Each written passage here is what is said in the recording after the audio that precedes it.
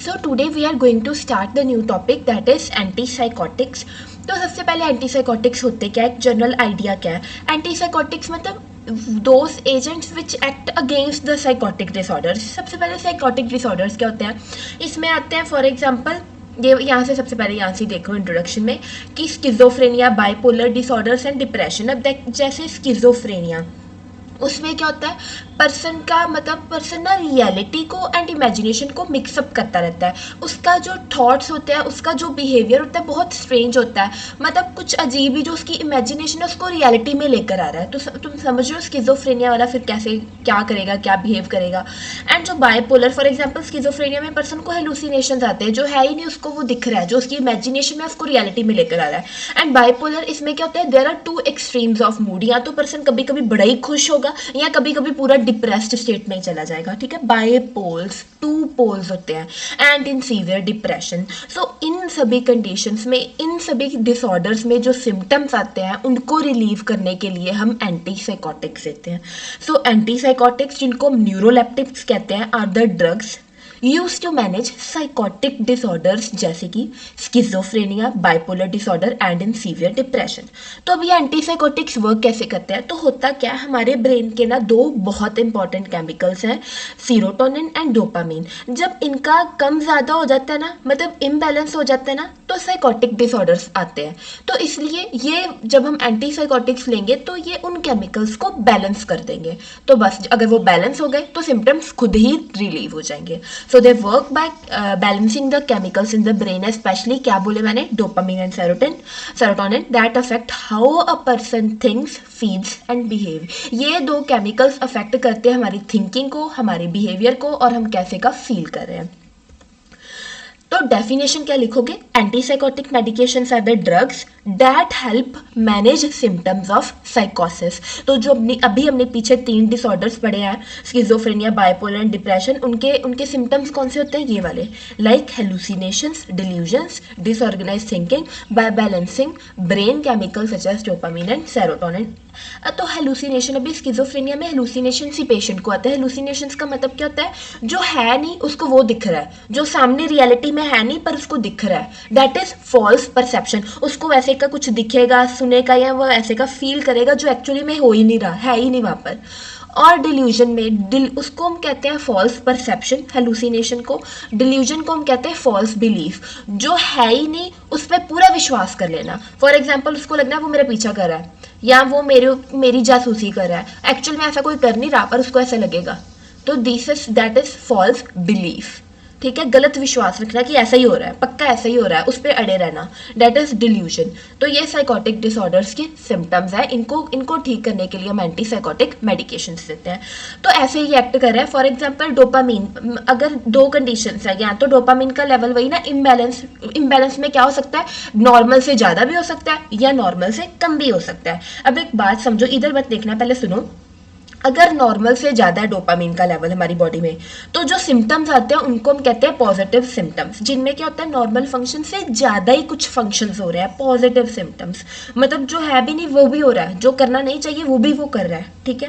And अगर dopamine के level कम होंगे तो फिर जो सिम्टम्स आते हैं उनको कहते हैं नेगेटिव सिम्टम्स, मतलब जो करना चाहिए वो भी नहीं कर रहा. फॉर एग्जाम्पल उसको खाना चाहिए वो नहीं खा रहा, उसको इंटरेस्ट लेना चाहिए वो नहीं ले रहा. तो समझ आ गया. तो ऐसे 2 इम्बैलेंस हो सकते हैं. फॉर एग्जाम्पल अगर डोपामीन का लेवल इंक्रीज हो गया तो पॉजिटिव सिम्टम्स आए, जैसे हेलुसिनेशन, जो सामने है नहीं उसको वो दिख रहा है, delusions, disorganised speech and behaviour. हमने एंटीसाइकोटिक्स ली, वो डोपामीन के रिसेप्टर्स, D2 रिसेप्टर्स हम उनको कहते हैं, उसको ब्लॉक कर दिया. तो अगर रिसेप्टर्स ब्लॉक हो गए तो वो सिग्नल आगे जाएगा, मतलब तुम समझ रहे हो, रिसेप्टर्स तो ब्लॉक ही हो गए, डोपामीन उन पे जाके लगेगा ही नहीं. तो डोपामीन की ओवर एक्टिविटी कम होगी, पॉजिटिव सिम्टम्स कंट्रोल हो गए, क्योंकि डोपामीन ही तो कॉज कर रहा था. तो डोपामीन के रिसेप्टर्स को हमने ब्लॉक कर दिया. अगर अब डोपामीन बाइंड ही नहीं होगा तो फर्दर उसका कोई इफेक्ट आएगा, नहीं आएगा. वही हम चाहते थे। और अगर डोपामिन कम हो जाए, डिक्रीज हो जाए, तो फिर कौन से सिम्टम्स आते हैं? Negative symptoms. जैसे मोटिवेशन होनी चाहिए बट है नहीं, सोशल विदड्रॉल, उसको बाहर घूमना चाहिए नहीं घूम रहा, फ्लैट इमोशंस, पुअर थिंकिंग। तो तब हम जो लेते हैं, ये मैं आगे तुम्हें समझाऊंगी कि क्यों नेगेटिव सिम्टम्स के केस में हम अटिपिकल एंटीसाइकोटिक्स, ये वन ऑफ द क्लास है। तो इसके केस में हमने फिर से एंटीसाइकोटिक्स लिए, कौन से? Atypical antipsychotics. वो क्या करेंगे? They will block the serotonin receptors, फिर ऑटोमेटिकली डोपामिन इंक्रीज हो जाएगा, नेगेटिव सिम्टम्स इंप्रूव हो जाएंगे। क्यों? क्योंकि डोपामिन यहाँ पर कम होने के कारण ये सिम्टम्स आ रहे थे ना, तो फिर हम क्या चाहते हैं? डोपामिन थोड़ा इंक्रीज हो ताकि नेगेटिव सिम्टम्स इंप्रूव हो जाए। तो डोपामिन इंक्रीज करने के लिए हमने कौन से एंटीसाइकोटिक्स दिए हैं? अटिपिकल एंटीसाइकोटिक्स, जो कि ये साइकोटिक्स सेरोटोनिन रिसेप्टर्स को ब्लॉक कर देते हैं। क्योंकि मैं तुम्हें चलो अभी भी यहाँ पर भी आइडिया दे देती हूँ ताकि जब हम आगे पढ़ेंगे तुम्हें तब भी थोड़ा समझ आए। होता क्या है, जो सेरोटोनिन रिलीज होता है, it inhibits the release of dopamine. तो हम चाहते हैं सेरोटोनिन ब्लॉक हो जाए, डोपामिन रिलीज हो, क्योंकि डोपामिन यहाँ पर कम रिलीज हो रहा है, इसलिए तो नेगेटिव सिम्टम्स आ रहा है। तो जो अटिपिकल एंटीसाइकोटिक्स होते हैं वो सेरोटोनिन के रिसेप्टर्स को ब्लॉक कर देते हैं, जिसके कारण डोपामिन रिलीज होता है और जो नेगेटिव सिम्टम्स है वो रिजॉल्व हो जाएंगे। ये मैं तुम्हें दोबारा से बताऊंगी। तो you can make this flow chart, जो भी हमने पढ़ा सारा कुछ सेम ही है, ठीक है। तो अब यहाँ पर आ जाओ। अब हमारे पास टू टाइप्स ऑफ एंटीसाइकोटिक्स होते हैं, दो क्लास है इनकी। एक होती है टिपिकल एंटीसाइकोटिक्स एंड एक होते हैं अटिपिकल एंटीसाइकोटिक्स। वैसे एक्चुअल में 3 है। टिपिकल को फर्स्ट जनरेशन, अटिपिकल को सेकंड जनरेशन एंड एक थर्ड जनरेशन एंटीसाइकोटिक्स आते हैं। तो देयर आर 3 जनरेशंस, ठीक है। वो मैं आगे यहाँ पर बताऊंगी तुम्हें। चलो पहले मैं तुम्हें जो इंपॉर्टेंट है उनका बता दूं मैकेनिज्म। तो जो टिपिकल है वो क्या करती हैं? जो टिपिकल है उनका मैकेनिज्म क्या है कि ये तो डोपामिन रिसेप्टर्स को ब्लॉक करती है। तो अगर डोपामिन रिसेप्टर्स को ब्लॉक करी है तो बताओ कौन से सिम्टम्स रिलीव करने के लिए हम देंगे, पॉजिटिव या नेगेटिव? ऑब्वियसली अगर ये डोपामिन के रिसेप्टर्स को ब्लॉक कर रही हैं तो हम पॉजिटिव सिम्टम्स में देंगे, क्योंकि उनमें तो डोपामिन ज़्यादा होता है, फिर हम चाहते हैं कि कम हो। तो ये भी तो वही कर रहे हैं, डोपामिन रिसेप्टर्स ब्लॉक ही कर रहे हैं, तो डोपामिन कम प्रोड्यूस होगा। तो ये हम पॉजिटिव सिम्टम्स में देंगे टिपिकल वाले, ना कि नेगेटिव सिम्टम्स में। क्लियर? अब जो मैंने भी बताया था अटिपिकल के बारे में, है ना, तो जो अटिपिकल होते हैं वो डोपामिन एंड सेरोटोनिन दोनों को ब्लॉक करते हैं। वैसे मेजरली यहाँ पर तुमने जो लिखना है दैट इज सेरोटोनिन ब्लॉकेज। तो अब ये बताओ, ये अब डोपामिन को ब्लॉक कर रहे हैं, है ना, तो हम पॉजिटिव सिम्टम्स में तो देंगे ही देंगे, साथ में देखो ये सेरोटोनिन को भी ब्लॉक कर रहे हैं, तो इसलिए हम इनको नेगेटिव सिम्टम्स में भी देते हैं। क्योंकि मैंने तुम्हें अभी बताया सेरोटोनिन डोपामिन के रिलीज को इनहिबिट करता है, ठीक है। तो अगर सेरोटोनिन को ही हमने ब्लॉक कर दिया, डोपामिन का रिलीज इनहिबिट ही नहीं होगा, तो डोपामिन मतलब कि अच्छा प्रोड्यूस होगा, तो नेगेटिव सिम्टम्स नहीं आएंगे। इसलिए हम अटिपिकल में, जिनमें नेगेटिव सिम्टम्स आते हैं, उनके केस में अटिपिकल यूज करते हैं। समझ आ गया? I hope I am clear. Negative symptoms में क्यों? डोपामिन का रिलीज कम हो रहा है, इसलिए तो नेगेटिव सिम्टम्स आ रहे हैं। तो हम चाहते हैं डोपामिन का रिलीज हो, तो हम सेरोटोनिन को कम कर देंगे, फिर ही डोपामिन का रिलीज होगा। और सेरोटोनिन कम कैसे होगा? जब सेरोटोनिन के रिसेप्टर्स ब्लॉक होंगे, और सेरोटोनिन के रिसेप्टर्स को ब्लॉक करने वाले कौन है? Atypical antipsychotics. तो समझ आ गया? क्योंकि ये डोपामिन एंड सेरोटोनिन दोनों पे वर्क कर रहे हैं, इसलिए हम पॉजिटिव में भी एंड नेगेटिव सिम्टम्स दोनों में देंगे। फिर ये एक्स्ट्रा पिरामिडल साइड इफेक्ट का रिस्क, वो इसमें टिपिकल में ज़्यादा होता है एंड अटिपिकल में कम होता है, वो तुम्हें आगे क्लियर हो जाएगा। So, classification of antipsychotic, first generation, second generation and third generation. First को हम टिपिकल, सेकेंड को हम अटिपिकल कहते हैं, ठीक है। उसके बाद देखो, let's start first with the typical antipsychotics. सबसे पहले याद रखना टिपिकल में 2 इंपॉर्टेंट ड्रग्स, एक है क्लोरप्रोमाजीन एंड दूसरा है हेलोपेरिडोल। ये बहुत इंपॉर्टेंट है, ये याद रखना। हेलोपेरिडोल तुम जहाँ भी देखोगे याद रखना ये एंटीसाइकोटिक था। हेलोपेरिडोल एंड क्लोरप्रोमाजीन ये सबसे ज़्यादा इंपॉर्टेंट, याद रखना ये टिपिकल में आते हैं। तो जो टिपिकल होते हैं वो 2 टाइप्स के होते हैं, high potency, low potency. I hope तुम्हें पोटेंसी का मतलब क्लियर हो गया होगा, मैंने पिछली वीडियोस में अच्छे से एक्सप्लेन किया है। तो हाई पोटेंसी में ये 3 आते हैं एंड HFT एंड CT आते हैं लो पोटेंसी में। Haloperidol, fluphenazine and trifluoperazine and chlorpromazine low potency में, थायोरिडाजीन डी लो पोटेंसी में। ज़्यादा तुमने 2 यही याद रखना है, हेलोपेरिडोल एंड क्लोरप्रोमाजीन। अब आ जाओ मैकेनिज्म, तो कैसे वर्क करेंगे टिपिकल। अभी मैंने तुम्हें बताया डोपामिन रिसेप्टर्स को इन्होंने ब्लॉक करना है, इसका सेरोटोनिन के साथ कोई लेन देन नहीं है, सेरोटोनिन को नहीं इन्होंने कुछ करना, सिर्फ ये डोपामिन को ब्लॉक करते हैं। So in our brain there is a chemical called dopamine. Too much dopamine in certain areas cause psychotic symptoms. Typical antipsychotics block the dopamine D2 receptors, तो they will reduce these psychotic symptoms. यही है इसका mechanism, block ही कर रहा है वही. तो symptoms वही भी मैंने बताया कि तभी तो अभी तुम खुद दिमाग लाओ, बताओ फिर हम टिपिकल एंटीसाइकोटिक्स कब देंगे. तो फिर हम तभी देंगे जब पेशेंट को पॉजिटिव सिम्टम्स आ रहे हैं. नेगेटिव के केस में हम कौन सा देंगे, और टिपिकल. तो ड्रग्स जब हम देते हैं तो हमने पेशेंट के सिम्टम्स देखने होते हैं. अगर उसको पॉजिटिव सिम्टम्स आ रहे हैं, हेलुसिनेशन, डिल्यूजन वगैरह, तो हम हमेशा उसको टिपिकल एंटीसाइकोटिक्स देंगे. बट अगर उसको नेगेटिव सिम्टम्स आ रहे हैं, for example social withdrawal, apathy, तो तब हम उसको अटिपिकल एंटीसाइकोटिक्स देंगे. यहाँ तक सब कुछ क्लियर है. ये मैंने सेम वही चीज़ लिखी है. यहाँ पर ये देखो एडवर्स इफेक्ट्स. तो ये एडवर्स इफेक्ट किसका है, टिपिकल का. टिपिकल जो भी हम पहले कर रहे हैं, टिपिकल एंटीसाइकोटिक्स के एडवर्स इफेक्ट है. तुमने याद रखना है कि मैंने extra pyramidal and anticholinergic adverse effect, ये दो टर्म्स मैंने बोली थी टिपिकल में. कंफ्यूज नहीं होना, जो बाकी हम पढ़ेंगे उनमें डिफरेंट एडवर्स इफेक्ट है. Extra pyramidal adverse effect and anticholinergic adverse effect, ये दोनों के दोनों किस में आते हैं, टिपिकल एंटीसाइकोटिक्स में.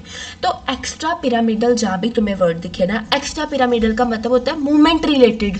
ठीक है, movement related symptoms, continuous jerking, continuous tremors, जो everything which is associated with movement disorder, उनको हम कहते हैं extra pyramidal side effect. Movement के रिलेटेड जो साइड इफेक्ट आते हैं.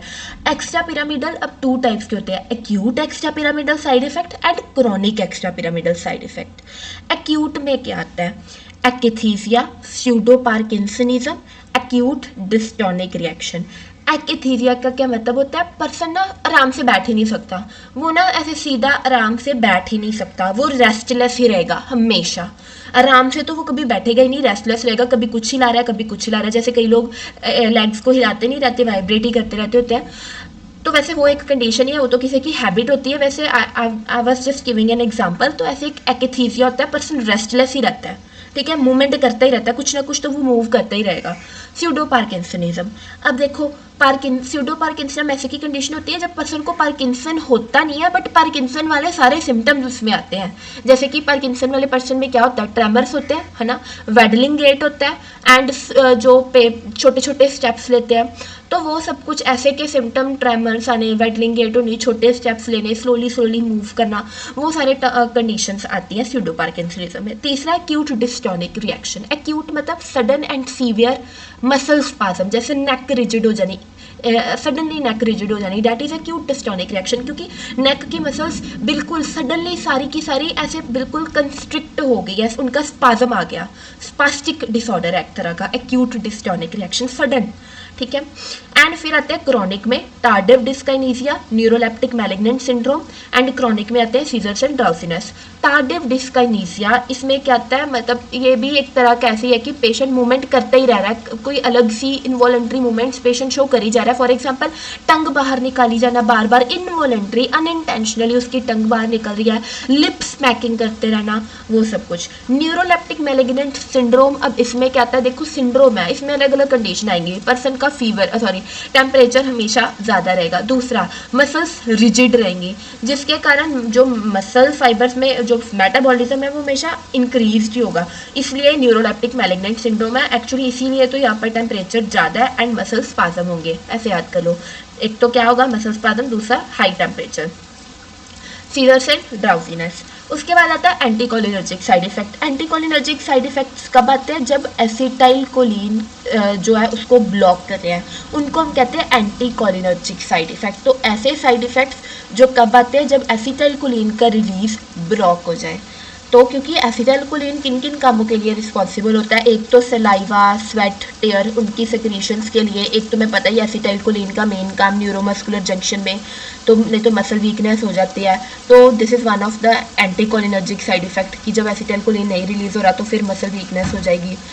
तो एक हमारे जो ऑटोनॉमिक सिस्टम्स में भी इसका रोल होता है.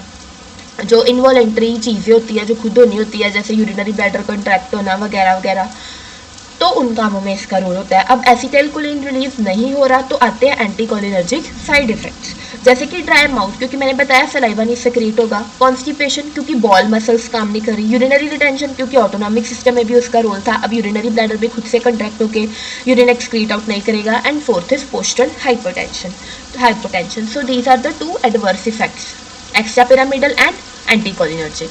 तो हम करते हैं second one, that are atypical antipsychotics, जिनको हम सेकंड जनरेशन एंटीसाइकोटिक्स भी कहते हैं। तो ये करने से पहले एक बार पिछला रिवाइज करा दूं। तो हमने उसमें क्या किया था, सबसे पहले टिपिकल में सबसे पहले हाइपोटेंसी लो पोटेंसी, मैंने इनमें दो क्लासिफिकेशन कराई थी, हेलोपेरिडोल और क्लोरप्रोमाजीन, जो मैंने कहा था इंपॉर्टेंट है। तो जो टिपिकल वाले थे वो डोपामिन रिसेप्टर्स को ब्लॉक कर रहे थे, जिसके कारण डोपामिन कम प्रोड्यूस होगा, इसलिए ये हम पॉजिटिव सिम्टम्स को क्योर करने के लिए देते थे। दो तरह के एडवर्स इफेक्ट हो सकते थे, extra pyramidal and anticholinergic. Anticholinergic कब होते हैं, जब एसिटाइलकोलिन रिलीज नहीं होता, वो तब जो साइड इफेक्ट आते हैं उनको एंटीकोलिनर्जिक कहते हैं। And extra pyramidal everything related to the movement. फिर अब हम करते हैं अटिपिकल एंटीसाइकोटिक्स, ठीक है। तो इसमें कौन कौन से आते हैं, देखो इनका तो नाम ही बहुत ईजी है। अटिपिकल सेकंड जनरेशन में ओलाजापिन, कोलाजापिन, रेस्पेरिडोन, एटलीस्ट ये याद कर लो, ठीक है, ये तो याद कर लो, ओलाजापिन, क्लोजापिन, रेस्पेरिडोन, ये तीन तो बहुत ईजी है याद करने। उसके अलावा जिप्रासिडोन एंड क्विटापिन, ये अलग से दो, एटलीस्ट इन तीनों को तो याद कर लो, दीज थ्री आर मतलब very easy to remember.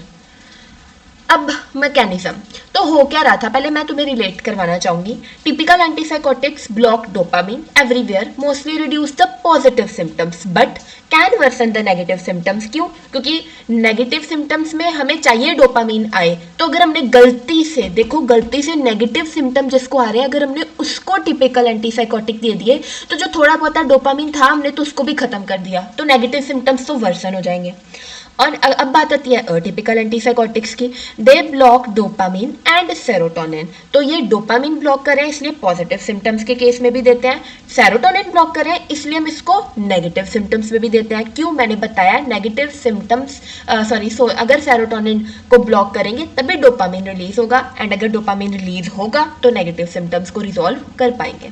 Clear, I hope अब तो मैंने अच्छे से 2-3-4 बारी बता दिया, अब तुम्हें कन्फ्यूजन नहीं होगी।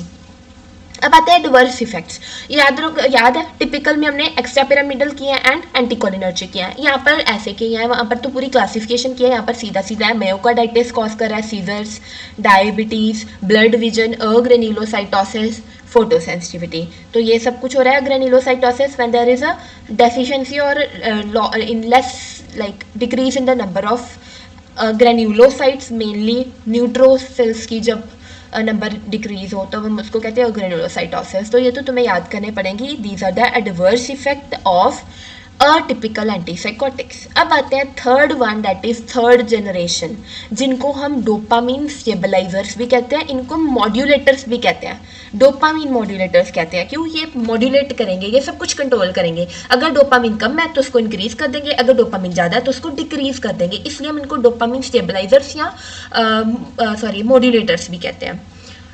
ये इनकी this is a very important example of third generation aripiprazole, and it is called as dopamine stabilizers, can increase or decrease dopamine activity depending on the brain area. Partial agonist at D2 receptor act like a modulator. If dopamine too high it reduces activity, तो help relieve the resolve positive symptoms. अगर बहुत कम है तो उसका increase कर देंगे and they will help resolve the negative symptoms.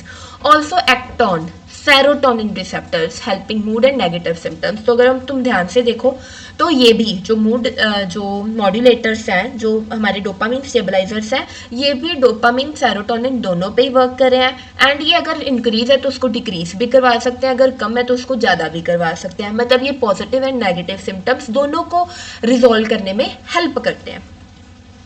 Third generation में जो एक तो इंपॉर्टेंट मैंने तुम्हें बता दी अरिपिप्राजोल, उसके अलावा ब्रेक्सीप्रिप्राजोल, एक ये याद कर लो। डिटेल्स ऑफ ईच, अब हमने जो ड्रग्स पढ़नी है, ये तो क्लासेस थी ना टिपिकल और टिपिकल, उनके अंदर जो इम्पॉर्टेंट ड्रग्स आती है ना, एक बार तुम्हें उनके बारे में थोड़ा थोड़ा आइडिया होना चाहिए, ठीक है।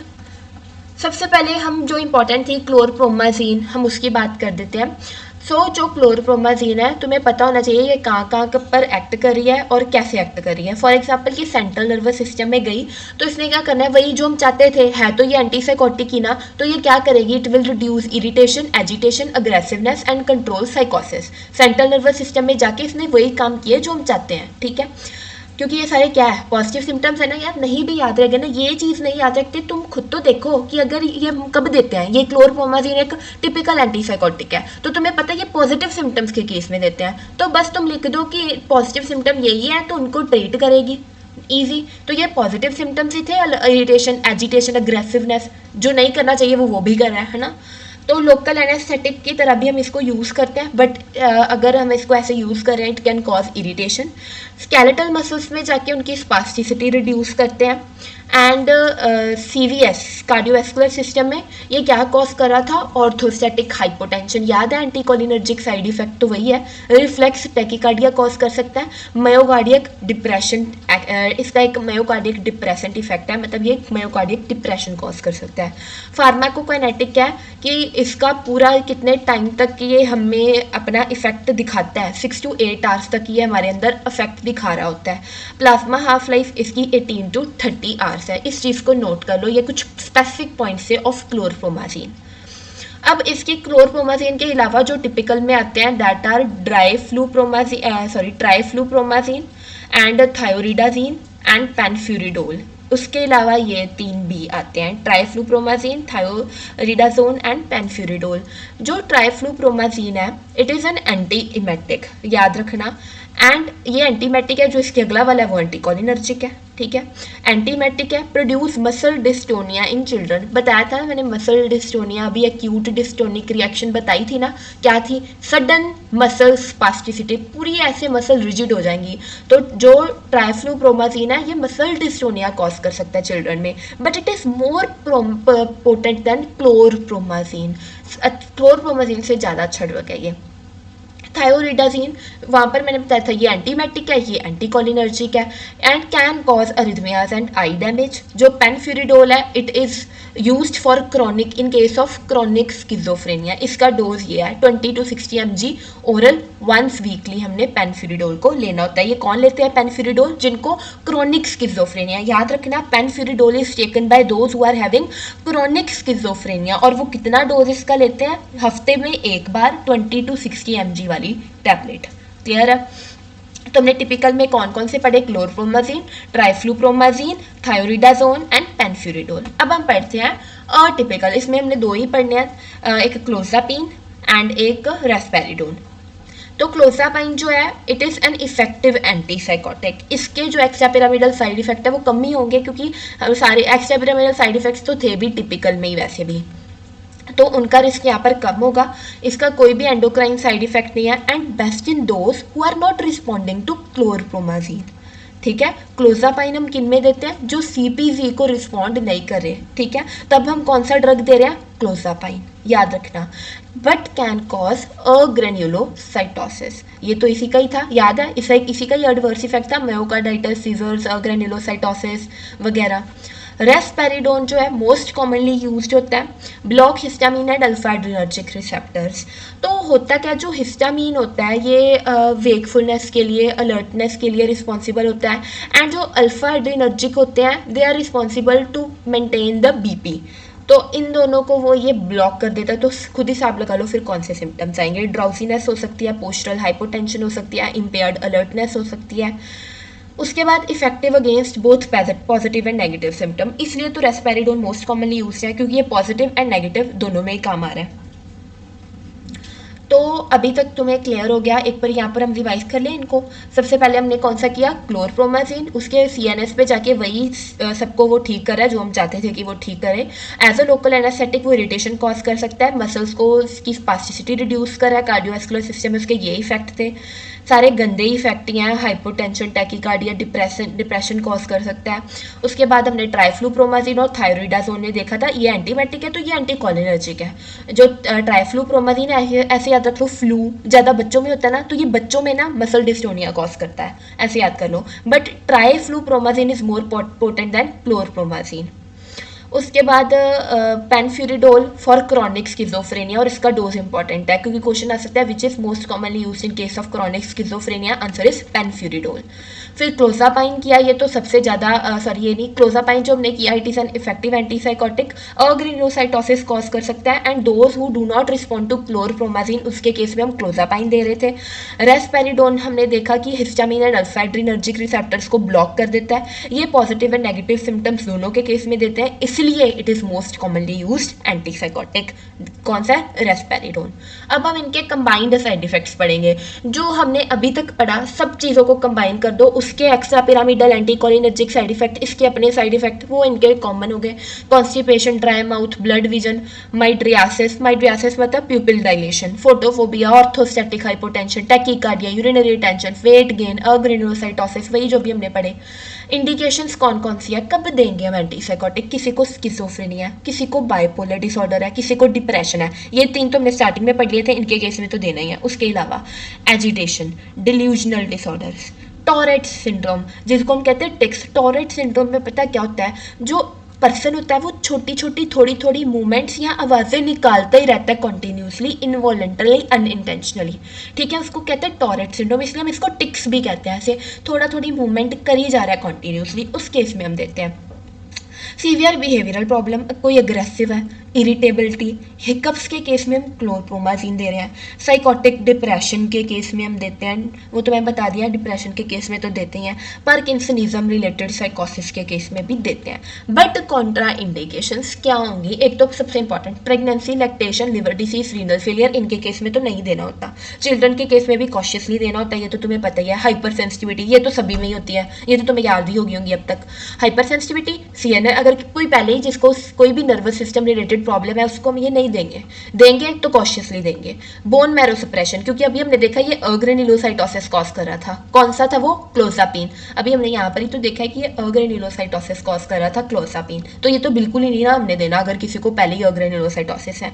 कार्डियक डिसऑर्डर, लिवर डिसीज के केस में, पार्किंसन डिसीज के केस में भी नहीं दे सकते। क्यों? क्योंकि पार्किंसन डिसीज में ऑलरेडी वो डोपामिन प्रोड्यूसिंग सेल्स की डीजनरेशन उस केस में हो रही होती है, तो डोपामिन प्रोड्यूसिंग सेल्स की जो डीजनरेशन हो रही है मतलब डोपामिन प्रोड्यूस ही नहीं हो रहा, अगर ऊपर से हमने ये डोपामिन ब्लॉकर्स ही थे ये दे दिए तो फिर तो बिल्कुल ही वो चीज़ वर्स हो जाएगी, तो पार्किंसन डिसीज के केस में भी नहीं देते। सीजर डिसऑर्डर्स के केस में, ग्लूकोमा के केस में भी नहीं देते। द रीज़न बीइंग, ये क्या करते हैं जो क्योंकि इनका एंटीकोलिनर्जिक साइड इफेक्ट है ना, याद है ना, तो ये क्या करेंगे, जो सिलियरी मसल्स होती है ना हमारी आइस में, उनको उनका जो है रिलैक्स करा देंगे। तो ग्लूकोमा के केस में तो वैसे भी हमने एचएन में देखा ही है कि वहाँ पर जो एक्वस ह्यूमर है वो उसका पाथवे ब्लॉक हो जाता है, वो बाहर एग्जिट नहीं कर पाता।